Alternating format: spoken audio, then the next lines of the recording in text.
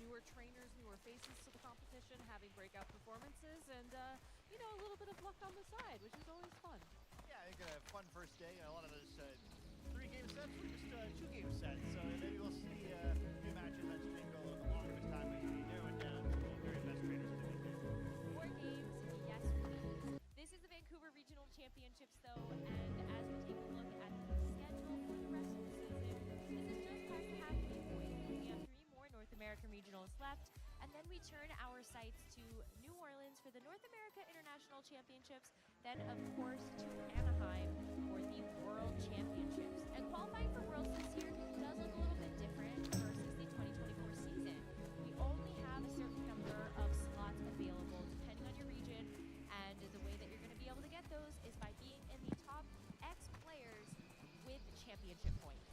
And the pressure's really on for a lot of trainers as seeing those events dwindle, you know, your opportunities to max out your points, maybe even max out your locals, which are so important in these ranking format qualification systems, are running out. And I think that's kind of a lot of pressure to put on yourself if you're competing. Yeah, maybe for a little bit more Está pressure. fuera de mi I've had a hard alcance. time racking up those championship points. You get that one kind of reputation if you win the tournament this weekend, so you know, the top 75 is going to get that one big win, and then it doesn't matter what your championship point total is. And we still have the North American International Championship. Top 4 and get things right that way. Let's look back a little bit onto the competition we had yesterday though, because I know, yes, we had a lot of 2-game sets, but these sets were pretty hype, and also something that sticks out is the fact that we had a lot of single restricted diversity in all of our sets that day. Yeah, great to see Tropicos showing up here. You don't get to see it every event, but looked really strong early on. We see a few players kind of using variants of this defensive Tropicos team, where a substitute, you get the call mine, you get the leftover that felt like Tropicos' Terra Shell ability activated about 7 times during this set. Really masterful play by Abdullah, our champion of this event 2 years ago. Did not try to defend it last year. I think has already moved on to the top cut this year, so probably be seeing him later. And just a really dominant set here in what was round 2 yesterday. Plays really well, kind of ahead the whole match. Really great control-based gameplay. Yeah, I mean, one of Terrapagos' biggest struggles, I think, was the presence of Zamazenta on the field, but that team in particular with Heatran has found a way around that weakness, so it's really exciting to see it do well, and who knows? I mean, Abdullah has already proven he can win once. I think he's in a great shot to win it again. Well, we got the James showdown yesterday as well between James Beck and James Evans, and that was such a titanic match. I mean, you got 2 strongest players. Ese hechizo aún no está And listo. having to play something that was pretty difficult, the talented Shadow Rider here still have to figure out how to play this very delicate match. Yeah, you have to worry about the speeds of the Calyrex and the Shadow Riders relative to each other. You have to worry about the different techs present on both of the teams. You know, we saw James Beck run the Clefairy, and I think more importantly, the Mian Shao, which really allowed him to get a huge advantage in Game 2. It has wide guard, it can block the Astral Barrage from James Evans' own Calyrex Shadow Rider, and sometimes that's honestly enough to just win the match. And I love that Mian Shao also is able to provide you with some of those big fighting type attacks as well. We've seen Mian Shao used in a couple of different regulations, and now to be able to see it again stand amongst giants in terms of these single restricted Pokemon is kind of awesome. Yeah. Yeah, I think it's super cool where, you know, we see some Pokemon kind of show up in these restricted formats, especially where Está demasiado they're like lejos. as good of a brawler as some other Pokemon, so we kind of don't see them in formats where all the Pokemon are kind of more equal value. But here, we're kind of all supporting a restricted Pokemon. Some stuff like Mienshao and the Clefairy can really shine. Our final replay I want to look at is from the match between Joseph Ugarte and Brian Collins. And this match was just so cool because we had a Ditto in play. Yeah, and what was really cool for me was that, you know, Joe Ugarte ran this team at the European International Championships a couple of weeks ago, did very well with it, and I think he was just able to utilize this Ditto both as a offensive Pokemon here against the opposing, or copying the opposing Calyrex Ice Rider, but then later on in the match defensively copying the Indeedee. It takes a lot of skill to feel comfortable being able to like modify your team on the fly like that. I think Ditto's kind of another one of those cool Pokemon, you know, like Mienshao and Clefairy, where we don't normally see it in more standard regulations, but it makes a lot of sense here. You know, I think it's kind of more conventional use the way it was in that Game 1, where you're all having a second restricted Pokemon in a format you're only supposed to have one. It's really powerful, but I think into this Indeedee in the second game is amazing.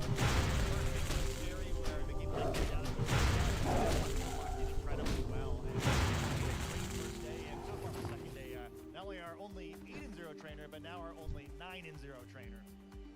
This is just a couple of other players that are also going to be competing in the final couple of rounds of Swiss that we have in day number 2. Anybody that did achieve a 6-2 record or better was able to play out these final two rounds of Swiss that we're going to have today.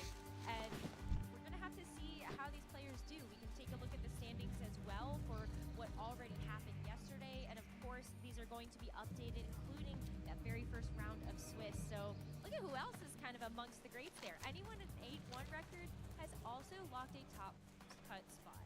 Yeah, now that we have this asymmetrical top cut as well, these 8-1 players are playing for the opportunity to just have a better seeding, you know, maybe play against someone who's a little bit struggling to find their footing in the format, which can make all the difference. Yeah, and I think especially with the asymmetrical cut, you know, some players will have to play a round of 16 while others will not. So having that first handful of seeds to avoid a round is really big. Joe Garte already kind of clinched that in, where he's a chance to go find a coffee somewhere maybe while the other trainers are sweating it out.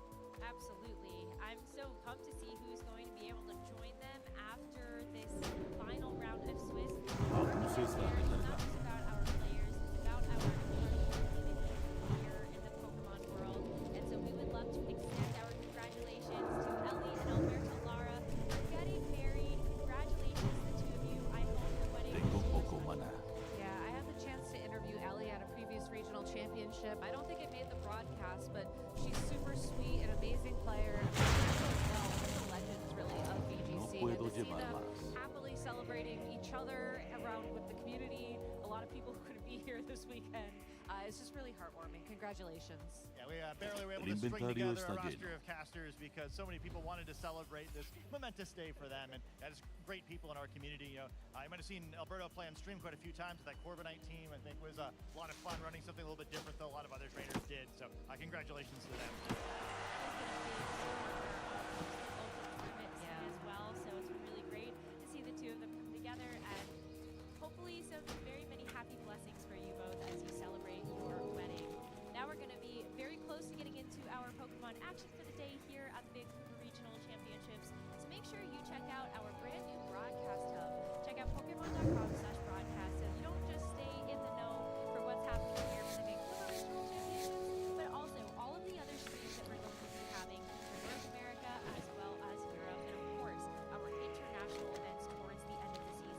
Make sure you follow our channels, that way you can get notifications for when we go live on Twitch as well as YouTube, and of course across all of our other social platforms. And with that, I think we're about ready to get into our final Swiss round of the Vancouver Regional Championships. And for that, we send it all over to Sierra and Jake. Thanks so much, you three. I cannot wait to get started. Sierra Dawn, Jake Muller, final round of Swiss Yeah? to figure out who's going to be in top 10. These are always the puedo most lanzar exciting, ese hechizo. heartbreaking of rounds. Absolutely. The most stressful if you're a player still left in the tournament, waiting to see if you're going to get to that final top 10 stage, but it's going to be a And if you're like, what do you mean? I've never done this before. What do you mean final round of Swiss? Well, we have a little format video to get you up to speed. Necesito más maná. Regional Championships are bringing the electrifying action of Pokemon pilots to the global stage. Trainers from across the world have gathered to compete for a share of over $125,000, cash prizes, travel awards, and the all-important championship points that could secure their spot at Worlds 2025 in Anaheim, California. The journey to the top is a true test of skill and strategy. This two-day event kicks off with Swiss rounds, where trainers face off in best-of-3 matches using an open team list format. In this format, each Pokemon's Terra type, ability, held item, and moves are fully visible to the opponent, making every decision crucial. To advance to Day 2, trainers need to rack up total match points to exceed the threshold for their division. On Day 2, the competition ramps up as trainers continue through more Swiss rounds until the top cut is determined. Then the battle reaches its peak in a single elimination bracket, where only one trainer will emerge as the regional champion. Who will etch their name into the history books this weekend, and who will punch their ticket to Worlds 2025 in Anaheim. Don't miss a minute of the action. Stay tuned all weekend long to stay up to date on future play Pokemon. Pokemon.com/play. So one step closer into that top cut to try and get the points, the invite, but there's also a lot of money on the line. We're looking at $6,000 here for first place. I'm talking USD, so we're asking like, that's a lot. And of course, a lot of booster packs for anyone who's a fan of opening some good old Pokemon cards. And those are US booster packs too, right? I actually don't know. But if they're Canadian, they gotta have French on them too, right? So. True. You get some multilingual Pokemon cards, huh? All right, moving along. We got a regional to be talking about here, and notable matches. Again, final ¿En qué round puedo is this. ayudar? These are all win it in, so only half Buena suerte. will have their name in that. Hasta la final próxima. round. There is some Ten cuidado. insane matches here. Terran was Que la someone diosa te featured proteja. yesterday, going all the way up Hola. to the UK, going up against Rogov, someone who's very accomplished in the scene. That is crazy. Stefan Mott going up against James Evans. I mean, wow. But I'm really excited for the feature match that we do have to be kicking off our day. Of course, Giovanni Siski versus Yotam Cohen, two players who are very well known throughout the community. Yotam has been part of some of the efforts of the last couple of years. Good to see him having some players who into a handful of top 50 teams in the regionals, but looking to get a little one step further there. Always fun to see. Some of my friends doing well too. I love the call out that these are two people that are known within the community, even if they're not maybe ¿Puedo known as ayudarte? much on the broadcast end of things. Yotam has been featured a couple of times, but on the other end, Geo has not. But Yotam's name has been brought up a lot when you're talking about those team building groups or people that have been consistently getting these results and crediting him for the prep and the work that he's done. And Geo has been hailed as someone that is kind of just always there and always really strong, but never really gets to showcase it on these broadcasts. This is only just a snapshot of our competition. So to highlight him as well as this team is really cool, especially since this Koraidon team is one that he's been running for events. Yeah, the first time Reg G came around, he was using this at some of our Dallas locals, and then we took it to the World Championships last year as well and made it to day 2 with this pretty much the same exact team. We were checking some of the results in the team shoots we got here and couldn't find any differences, so really cool to see some continued success from Gio. And I know he got top 8 at the very, very first Scarlet and Violet Regional back in San Diego a few years ago and hasn't made top cut at a regional since then after a few day 2s. So hoping to win this one last match and jump into that single elimination stage on the back of this team with Raging Bolt, Fluttermane, ¿Qué te Ditto, trae por aquí? Cornerstone Mask, Koraidon, and Que las estrellas sean And tu don't guía. confuse, this is not the Koraidon that we got to see in UIC, but this is more of the original Koraidon version that some people were trying out with the Clear Amulet. A way to make sure that your attack is not dropped. And the rest of the team too, being able to have some very powerful options set up by the Sun. The Raging Bolt, the Fluttermane, both taking a lot of advantage of the situation, and the Chiyu can put a lot of pressure out. So a team that he has been loyal to since the beginning of the format. So even if Koraidon hasn't made the most of splashes and only kind of has that 1 or 2 result, just kind of like silently lurking in the background, just waiting for its moment to literally shine. This is also a testament to consistency in team choices too. If you've used a team this long, you probably know how it functions very, very well and how you might have to play it into a team Que like el luz Yotam, te which is using acompañe. the Calyrex Shadow Rider that we've seen. Que las estrellas sean tu guía. Terra Dark Shadow Rider. So it's cool that we've got to see, I think, 3 or 4 different Que la luz ilumine tu camino. Yeah, the Calyrex Shadow Rider, I mean, I feel like you can do any Terastallization at this point. Yeah. Not quite, that's a joke, but so many different forms and adaptations to the current meta that we have. Looking at the rest of the team, this is that Calyrex Shadow Rider, so there is not going to be a way to override the weather, which is something that can maybe be a little bit problematic. But a couple of these Pokemon can take advantage of that weather mode still. You have that Fluttermane that, with or without the sun, can do quite well with that booster energy, and the Chiyu can definitely take advantage. I'm eyeing up the Fluttermane set here specifically. Two different ways of speed control with that Icy Wind and the Thunder Wave. Icy Wind, kind of the more traditional option for Fluttermane, especially since it is so fast and has a decent special attack that it can make use of some chipping with that Icy Wind.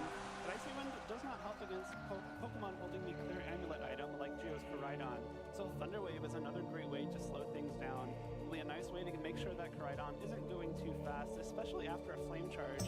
It will be able to outspeed Calyrex Shadow Rider and do a huge chunk of damage to it with that Flare Blitz in the sun. So a nice way to protect all of Yotam's Pokemon from that very speedy threat.